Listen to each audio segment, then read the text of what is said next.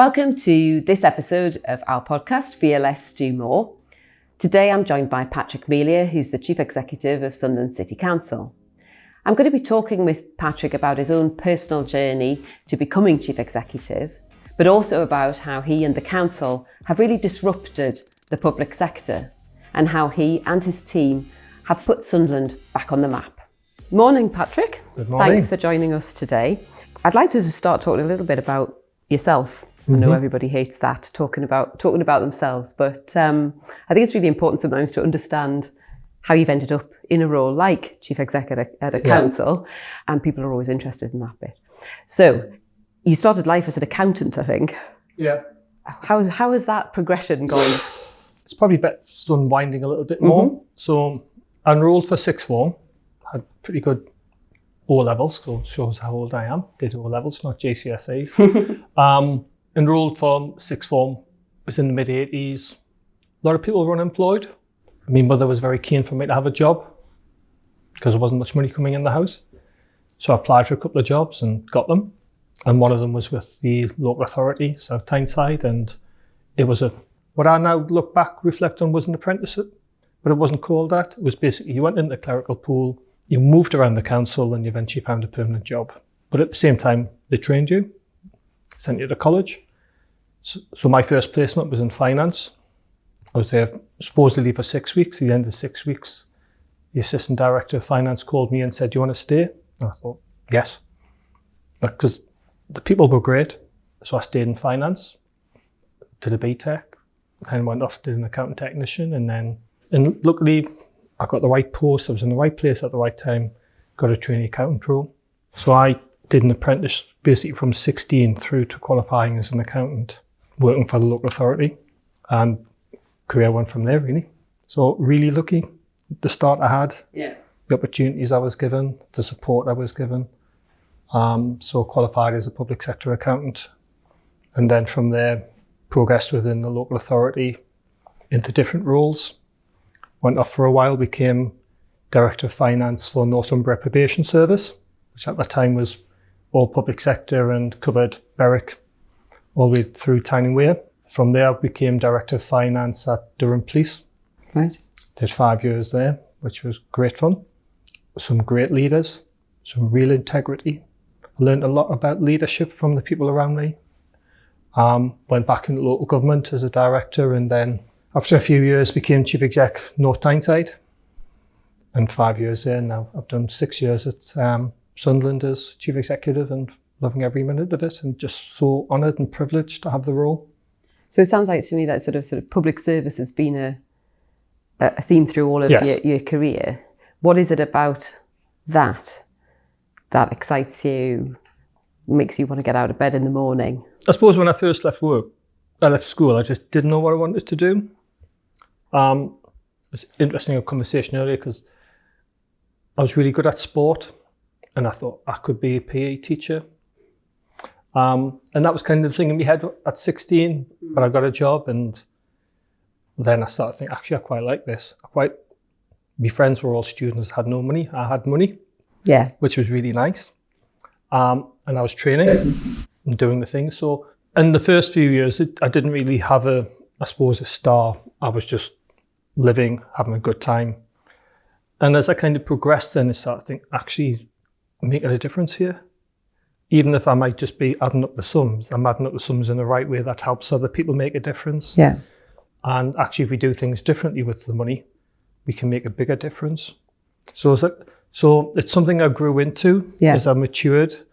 And I think probably by mid-20s, and it was really interesting, actually driving here this morning. And I remember when I was in the probation service, and the first time I went to the probation office in Byker, and as you walked in, there was people, the syringe shutting up. And we had probation officers working with those individuals, trying to support them, to stop them, help them not to reoffend. Yeah. And we were doing drug and alcohol courses and everything else. And you start thinking, we make a difference here. So it doesn't matter what your role is in the public sector, whether you're finance or HR or legal or a probation officer or a social worker, will make a difference. So at that point, I was kind of in a leadership role. It was about, actually, you've got to use your leadership to good effect. Yeah. So I've spent a lot of time thinking around how to be a good leader in the public sector. And it's all about putting the residents first. And if you put your residents first, it helps you make the better decisions. And do you think the leadership part of it, do you think it is different in the public sector to private sector?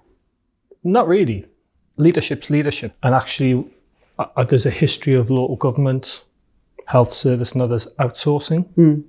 So I've lived through outsourcings with finance and HR services with people like BT and PAL4 BT and JDF Sewers and others.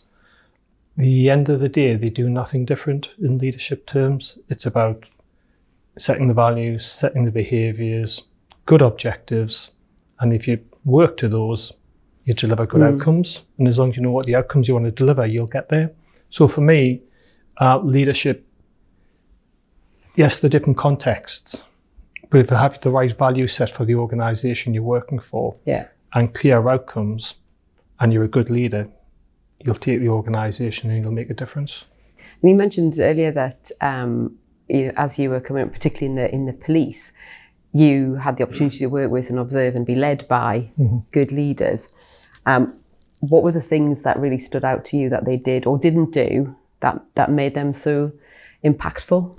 It was really interesting. We were a leadership team of 4, so Chief Constable, Deputy, an Assistant, and myself as a senior civilian. We're all quite different personalities. The Chief Constable was just kind of GFDI. I was like, and he really was just red rag. And the Deputy was a real people person. You'd walk in the room, you'd meet you all, you'd walk away, you'd remember your name and something about your family. Yeah. He was just one of those. But between them, there was an authenticity together about balancing each other, understanding each other, and actually they'd inherited a good force, or it thought it was a good force. It wasn't really. Yeah. They'd forgot about the purpose in life in terms of some of the things they needed to do. So they brought a real purpose to the organisation and an authenticity in their leadership. That was just amazing to see. Yeah. And they kept family values as a force, but with a real purpose. So we kind of talked about it was we're a family, but we're running a business. That's interesting. And it was really interesting to watch. But what I learned an awful lot was just the importance of integrity and your relationships with the organisation and living the values and the behaviours that you are expecting the organisation to give to the public. Therefore, you as a leader have got to live that and showcase that and be it. What I learned was about at a leadership level, you have to create that team and recognise your differences and how to use the strengths of those differences to make a real difference for the organisation. So we really worked hard at that as a team, and I learned that from them, that recognise your differences, understand them, and use them as strengths then for better effect within the organisation. So it was really powerful for me, that 5 years. I learned so much. I think that's a really good sort of observation on leadership in terms of a lot of people think, you need to all have a sort of bit of a hive mind. You need to all think in the same way. But that leads to, you do what you've done, you get what you've got. You just get the same stuff over and over again.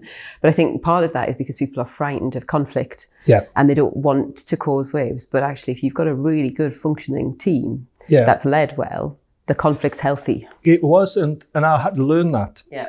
In my first kind of year or so working with them, it was like, they were always having these long arguments, more or less. Yeah. Big, long conversations. I'm saying, what's this about? Can we not just get on? Because I just want to get on. But what I learned was it was really important for them to talk it out. And there would be really strong opinions. But once they talked it out, they would somehow reach a way forward. So you've been in the public sector and you've been in local government for a long time, a number of years. You must have seen enormous change in that time. I mean, the issues that were facing the North East 40 years ago are very different, but probably, well, you tell me, what's the difference between then and now? It is very different. Growing up in Jarrow, watching our communities, being part of the communities, there was a lot of people employed in the shipyards, in coal mining and all that was just starting to disappear and disappearing through the 80s. And you could see where you'd had communities where people had good employment, had money to spend, and went to the pub at the weekend and spent it and did whatever. You could start to just see that decline. Mm-hmm. And whole communities just going the wrong direction and no support. Yeah. So it was really, looking back at it, and I did a lot of sports. A lot of my friends, I had friends who were from really wealthy backgrounds. I had friends who had nothing. So I got to see that through sport. And it was really hard for a lot of our communities and a lot of people. And it's really interesting if you think of Sunderland, we lost a lot of jobs in shipbuilding, coal mining. We've replaced them all through business centres, business parks, automotive sector. But so the world's different in terms of people have different values and expectations. Overall, the quality of life for everyone's better. Yeah. But we still have people in poverty. And the poverty's different these days and feels more complex. Yeah. Where I think growing up, yes, there was people in poverty, but life was somehow simpler. Now it's much more complex. And as a leader in a city, we've got some really wealthy communities with lots of money, lots of disposable income. And when I walk along the seafront in Seaburn in Roker, it's a wealthy, prosperous area, but I can walk inland 3/4 of a mile. There'll be a child of 6 or 7 years of age who's never been to the beach. Yeah. And I just see is that something profound around their family, their community, their neighbourhood, that they don't take advantage of the natural assets that exist.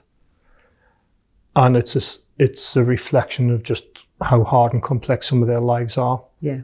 And we've got really resilient, deprived communities who look after themselves. They'll lend each other money. They'll give each other a cigarette. They'll go in each other's houses every day and talk to each other. And they're really resilient and they're reinforcing their behaviours. Yeah.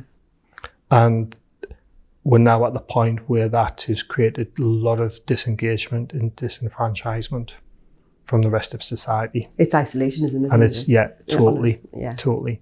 This podcast's about people being fearless. Yeah. And people doing more than they need to. And a lot of people listening might think, public sector, that's not fearless. That's like the furthest from fearless you can get. You know, it's really risk averse. Nobody makes any decisions. Everything takes ages to do. And the reason why I wanted to talk to you is because if you look at what Sunderland is doing, it's very different. Mm-hmm. And it's very, very far from what people might expect a local authority to do.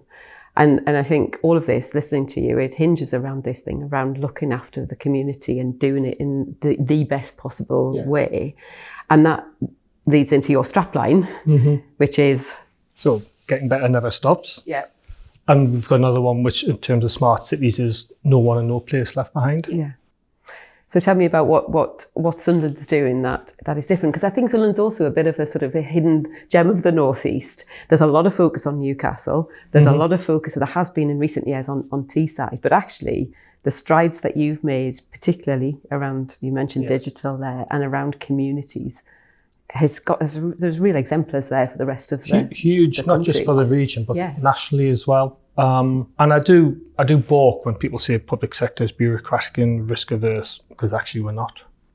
And I've worked with some big national, multinational companies. I can compare a lot of what public sector do and what some private sector do. And actually the big multinationals are really bureaucratic and risk averse. I think your smaller, your entrepreneurs, your SMEs are much more risk hungry, and will take those and do those right things. So, and I think we need to just sometimes understand that. The bigger we get, we touch people's lives in so many ways in local government. So I kind of talk a little bit when you open your door. Are you proud of where you live? So is the house meet the needs of you and your family? And when you do look out that front door, is it clean? Is it green? There's no graffiti. There's no antisocial behaviour. You're not going to be a victim of crime. It's easy to move around in terms of walking, cycling, public transport, or if necessary, a car. But you can get to education, you can get to employment, you can just live your life. Most families can. Yeah. But not every family can. So if we as a city can make every resident proud of where they live, we'll be a great city. So, and that's the journey we're on. Because those people who aren't proud of where they live, it's because we're failing them as society. Yeah. And we're allowing, as society progresses, those gaps are getting wider and bigger, and people are becoming isolated. And the private sector is really good sometimes at disrupting the market. So we set out a few years ago just thinking around opportunities in the digital world. Yeah. And what that makes for people. So we brought all the leaders from around the city, public, private sector, Nissan, football club, community voluntary sector. There was 40 odd leaders in a room for 2 days. And we talked about opportunities in the digital world. And people didn't really know what they were talking about. Actually, what we ended up talking about was, well, health could be better in the city. Education results aren't as good as they could be. Transport and mobility could be improved.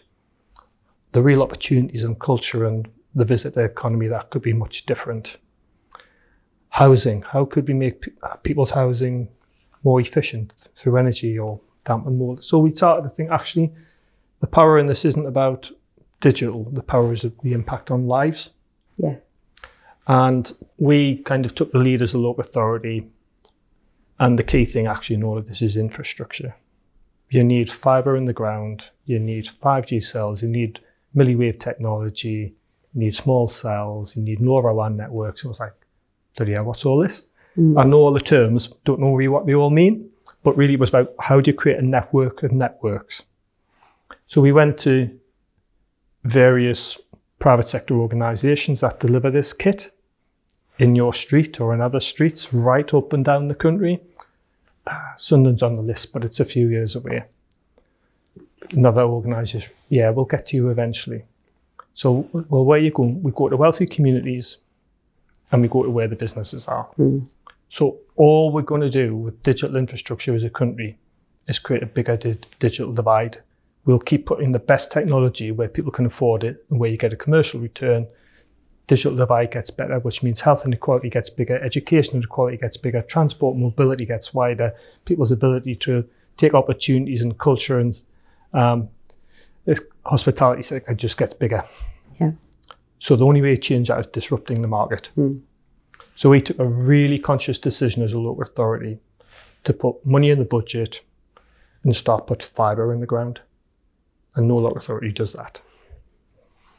And then suddenly you get some of these big players coming saying, can we help? Because they didn't want us putting the fibre in the down, taking their commercial returns.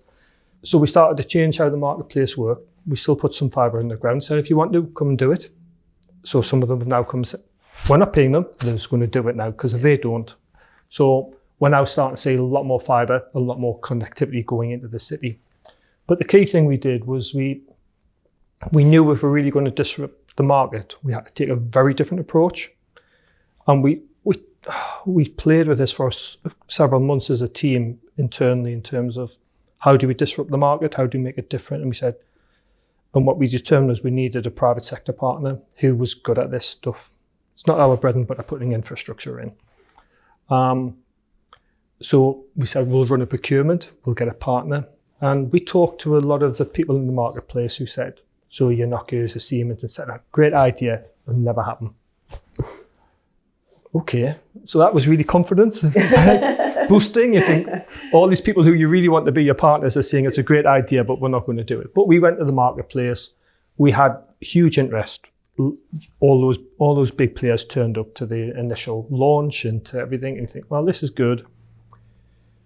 And they said, it's great, we love what you're doing, you won't get anyone.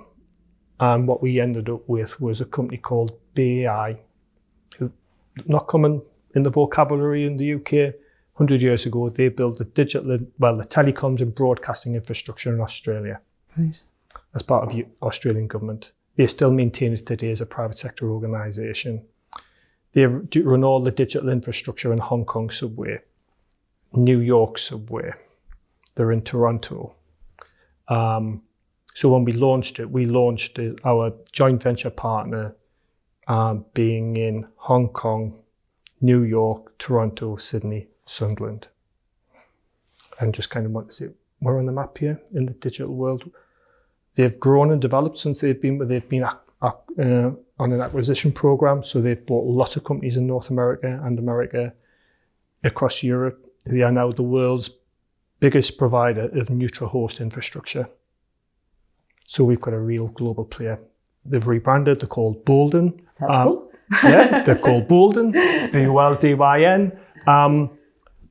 And on the back of that, we are changing digital infrastructure in our city and running applications. We've built 22 digital hubs in the city that people can go to, get free Wi-Fi, free access to the internet and everything else they need, with wraparound support for education, employment and everything else. And it's as a result of that, we disrupted the market, global player, and then now what we're doing is rolling out applications. So applications in the education world, applications in the health world, moving 40-ton trucks along a supply chain without a driver. January, hopefully there'll be a shuttle bus on the roads moving you from Park Lane interchange to the hospital without a driver. There will be a safety driver, but autonomous vehicles, and we're pushing the boundaries in terms of all aspects of how we live our lives in new applications. Not for the technology, it's about the difference it makes. So that award last night was because we're making a difference to people's lives. Yeah, I was just going to say, it's about the impact. It's about the impact. And if we can create autonomous vehicles in the city that improve the efficiency of our logistics and Nissan supply chain, say, that makes them more competitive in the global market and keeps our people employed. As we build a new eye hospital, which is being built in the city centre, and 5G technology going into there, it's then how does that used within the hospital to improve healthcare. We've got over 4,000 homes now across the city that have been adapted with digital technology to enable people to be cared for safely at home. So we built a LoRaWAN network. It penetrates buildings, means you can deploy sensors and actually really bring the Internet of Things to life to keep people safe and secure. A lot of technology is available to us all. We just don't know how to use it. And that's all we're really doing, is harnessing a lot of what exists through our partnerships. And on the back of that, so we've done the network and continue to do the network of networks, infrastructure, deploying applications. All that feeds into a data lake. And now Microsoft have come, because we went to court Microsoft to say, we're doing some interesting things here. Yeah, everyone is. I said, well, come and have a look. Come and have a look. They came and have a look and said, right, we'll sign a memorandum of understanding. We'll work with you. And they've taken a base in the city. And they're acting as a kind of a genius bar for businesses in the city to support small and medium-sized businesses to grow in the tech world, into all businesses who aren't in the tech world, just to use tech well in their businesses. So for me, what we're doing in the smart city world is disrupting the market to improve people's lives. But it's a long-term play to really reduce those health inequalities, education inequalities, housing inequalities. It'll take 10, 15 years to make real differences. Just popping in to say, if you are enjoying the conversation so far and want to make sure you keep up to date with other episodes, then please hit follow or subscribe wherever you're listening. Let's jump back into the conversation now. And you've also developed the sports side of it as well, electronic sports, which is quite groundbreaking as well. Yeah, it's amazing. I mean, and again, when we talk about things in life, just opportunities appear. It's how you take advantage of them. So esports, it's one of the fastest growing sports in the world. Huge £1 billion economy now. And the National Esports Association were looking for a training campus. So they came and talked to us. And when we told them our smart city journey, what we're trying to do in terms of digital infrastructure and impact on lives, I said, doesn't matter, we're coming here. And what they've now built, they've taken, so they're going to adapt and build out that old, what was a garage forecourt into an e-sports campus. They're still doing that, but in the meantime, they've bought 3 Victorian houses in the centre of the city, and they're their hubs. So that's where the English, Welsh, Irish teams have come to train. So you think people train. So generally, a lot of people who play sports, they're all online, all living somewhere else and wherever they want to live.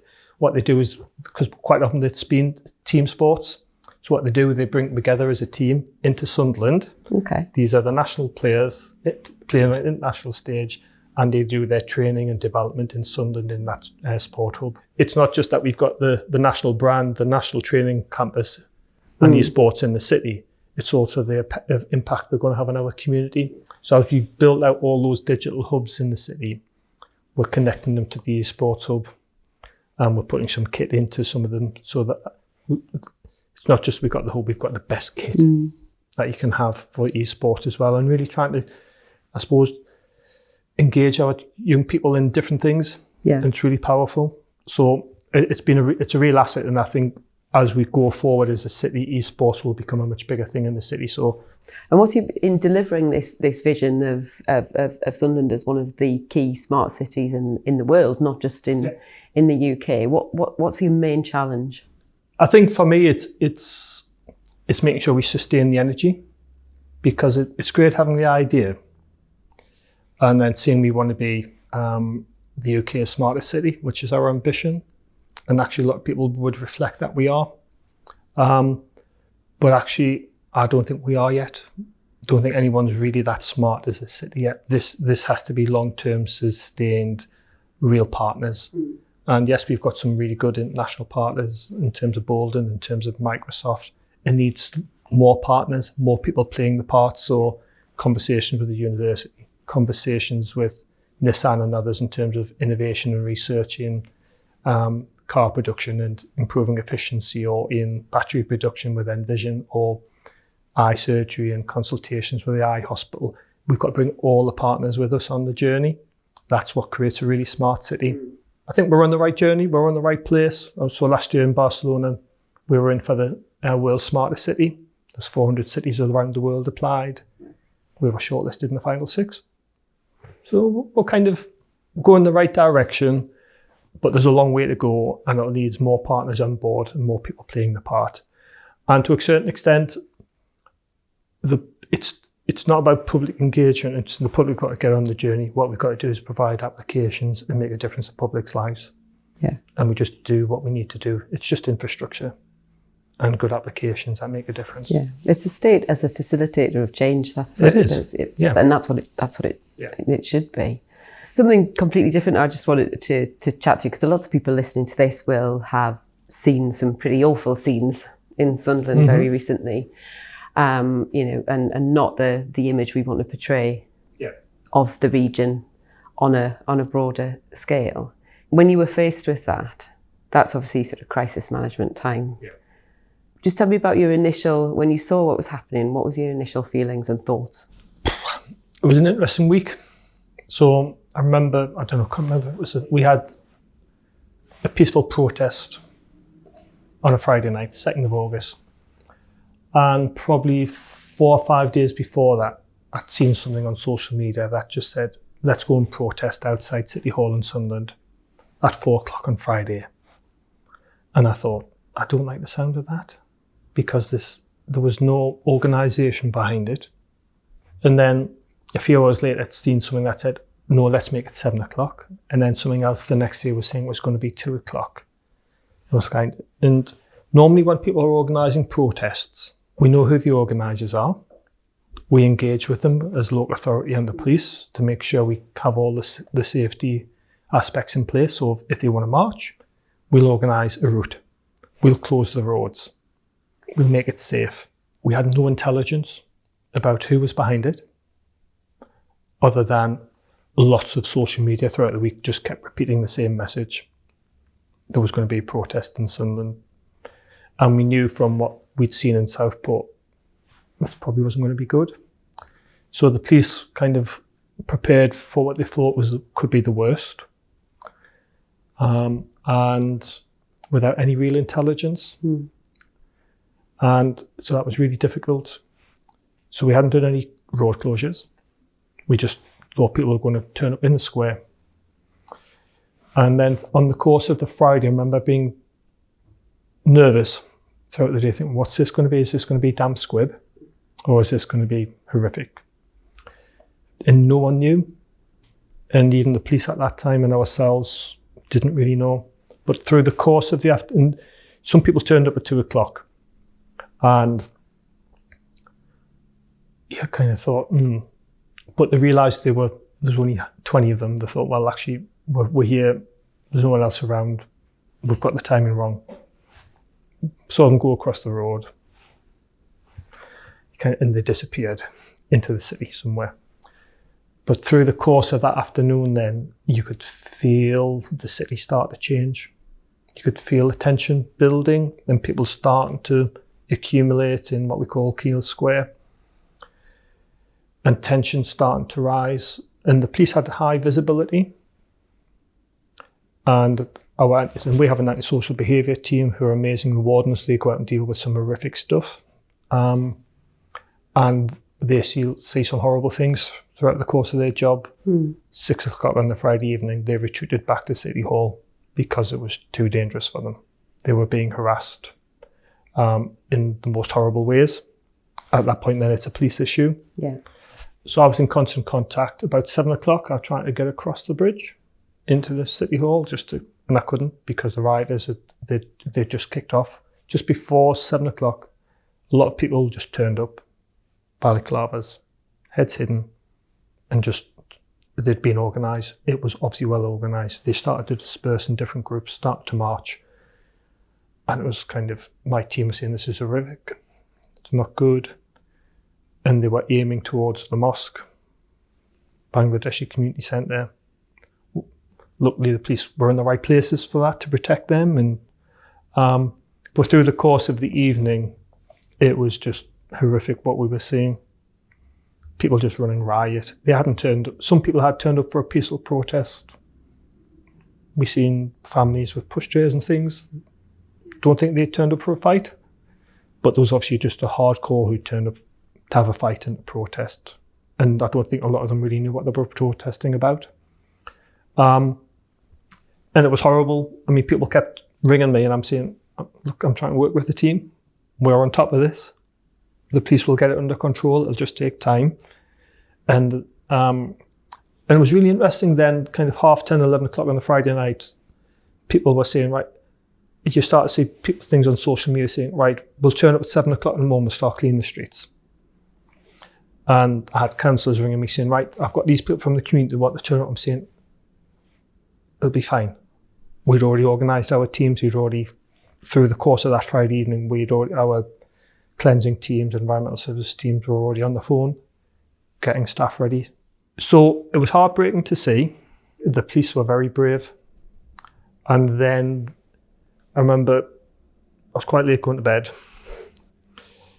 But at that point I knew everything was in hand, in order. Everyone had been dispersed. Thank God it rained. And the teams from environmental services and highways were in doing the heavy lifting and cleaning the streets with mechanical sweepers and everything else. I turned up at 6:30 in the morning on the streets. And you think, well, where was the riot? Right. Because the team had done a fantastic job. But there was still debris, there was windows broken, you could see it. And then the public started turning up with brushes and shovels and black bags with their gloves on. And it was just so heartwarming that there was more people turned up to clean up than actually took part in the unrest. Yeah. And that was just fantastic to see. And so those people who said the night before at 10:30 and 11:00 we'll go, they turned up in the droves. And it was just great. And that's what we'll build from. Yeah. And then since then, we've had lots of conversations. So we met with the interfaith groups. That day, there was a peace march on the Sunday. Several hundred people turned up to. Met with the interfaith groups again on the Monday. And lots of things from that in terms of its Islamophobia. And it was really interesting. I was talking to a gentleman, Abu, and he was sitting next to me in a meeting in City Hall. He was saying, well, my grandfather came here 100 years ago. He got a job, he had a family. So my father was born in England and raised in England and had a family and raised a family and had a job. I'm here, I'm working, bringing my family up. I'm English, I'm British. And I kind of reflected and thought, my grandfather came here 100 years ago from Ireland, got a job, raised a family. My dad was born in England, brought up in England, worked bloody hard all his life. and raised a family. We're here. And I don't get any racist abuse because I'm white. I don't get any religious abuse being a Christian. And here's someone very similar, gets racist abuse and religious abuse. So there's something wrong. And actually when you talk to those Muslim communities, Bangladeshi communities, Pakistani communities in our city, they all worry about immigration because it impacts on health and education and housing the same as anyone else. Yeah. And they want it done well. But actually they're the people who are being victimised. And it's great that we're talking to them, but actually what we're not talking to is the people where we talk about socially isolated and disenfranchised. So we've got to put our efforts, we've got to disrupt what we do and how we behave and do things very differently. So we've come away from youth diversion work. We've come away from our communities through our austerity. Mm-hmm. We used to spend as local authorities and the police actually a lot of time in communities being visible, engaging young people. All that's disappeared. We have to build that social capital, social infrastructure back. We don't have to run it all. We just need the community to do it. And we've got great examples in our city and other cities where the community run great assets for their communities. We need more of that, and we need different conversations. And we need conversations where it's safe for people to express their prejudice. So when someone expresses a race hatred now, it's kind of, that's inappropriate, you shouldn't say it. So they only do it in a safe space, in people who are like-minded. And we'll never address those issues. It'll just becomes more deep-rooted, deep-seated, and as if they don't, and if they see their life disappearing because they don't have good health, they don't have good education, employment opportunities, the housing's not great, society doesn't want them. The only way they can get that out is through protest and violence. That's how they see it. So we've got to create a change in that, not just within Sunderland, but the whole of the North East and nationally. So we have to do some things very differently and break what we do and create new relationships with our communities, and not just the ethnic communities who are from Pakistan or Bangladeshi heritage. It's all of our communities has to change. I mean, that's a huge challenge, and I think it's right on point. We've become so polarised. Yep. And there's very little meeting in the middle or listening on either side to views. Now, there's something in me that says, I don't want to listen to people who've got racist and Islamophobic views. Mm-hmm. I don't want to listen to that. I don't want to engage with that. But I think, you have highlighted something there. How do you ever change those perceptions if those people don't talk to anybody else other than people who have a very, very different view, who are shouting at them, telling them that they're wrong? My first ever guest on the podcast, so a woman called Joanne Lockwood, who is a trans woman, and she was talking about the problems that they had, and her motto, which has always stuck with me, is about smile, engage, and educate. Yeah. So if you don't create some empathy with these people who are so different from you, and if you don't engage with them, you don't have the opportunity to educate. Yeah. So I absolutely get what you're saying, even though it goes against everything inside me. And some people are really good at it. Yeah. And what we need is people who are really good at smiling, engaging and educating, doing that for us all, and in the right places. And it's not every community, and it's not everyone in every community. It's, to a certain, it's a minority, but it's there and they're strong. And it's really quite interesting. I remember talking to a councillor. I go around with councillors on their wards just to see what it's like, and I hear it's a really great source of intelligence for me. And one of the councillors just said, where's the youth workers? I say, well, there's lots of things for young people to do. I mean, we've got a football hub, I can see a scout hut, I can see dance club, boxing club. He says, yeah, but what about the kids who don't want to engage with any of that? There's no one on the streets talking to them. He says, other than the organised criminals. Yeah. They're the people who are coming along, smiling, engaging and educating into a different way of life. That really, we don't want our young people going down. And they do it really well, and they groom, so we've got the wrong role models in our streets. Yeah. So what we have to have is the right role models as we would see them, doing that smiling, engaging, and education piece. And long term, it's a bit like what we're trying to do on the whole smart city things. We have to do things with a long-term vision to make a difference. And So we are thinking through how we do that very differently as a city, and we'll need some more money to do that. Some of it's about just changing what we do. Some of it's about changing the role of the community voluntary sector as well and how they do things.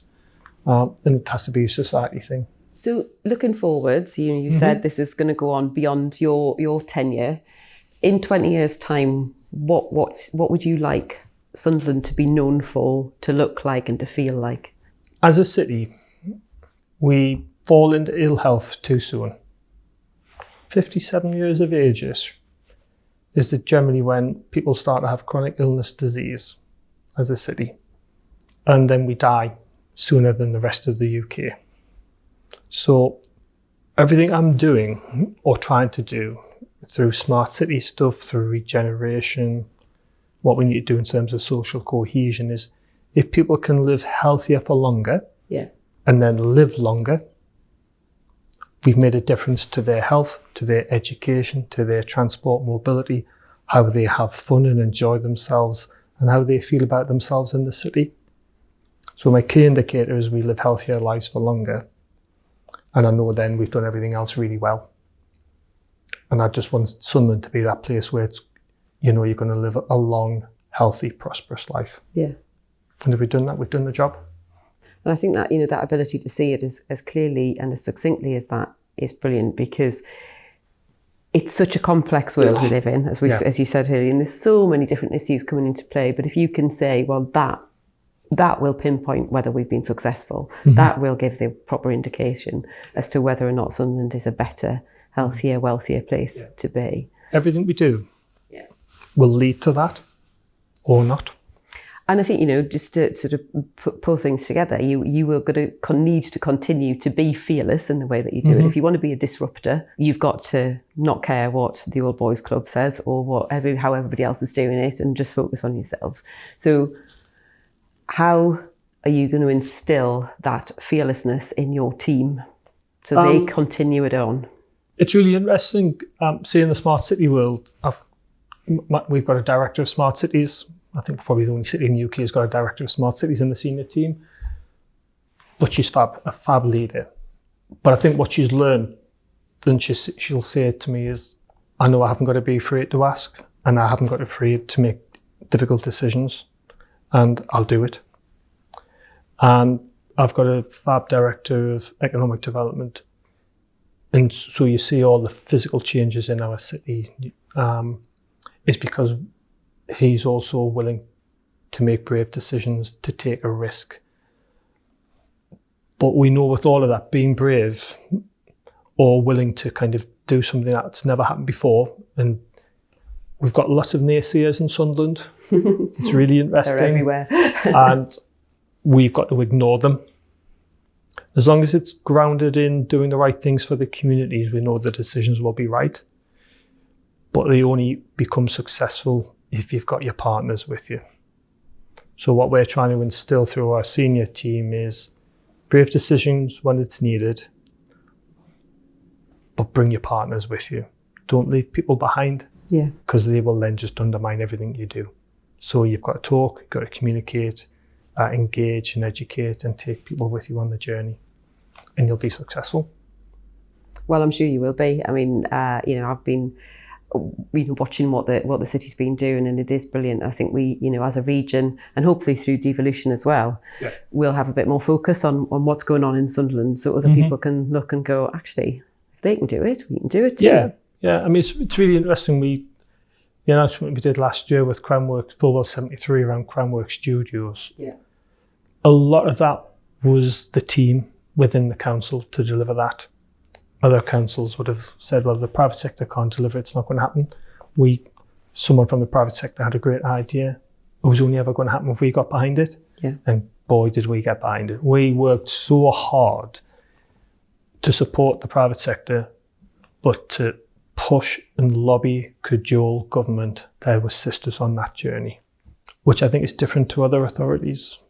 Absolutely, it's a real game changer, isn't it? From lots of different perspectives, from how the city looks and how the city's joined up, to actually what the people in the city are doing and attracting inward investment. I think it's fabulous. And as I say, I'm sure you will be successful, and we wish you every success thank you. in the future. And thank you for joining me today for a fascinating discussion about the things that are going on that people probably aren't aware of. Thanks for listening. We hope you enjoyed that episode of our podcast, Fear Less, Do More. If you did, then please follow or subscribe. If you enjoyed what we talked about in this episode, then you might enjoy this one here, which is also linked in the show notes. Thanks for listening.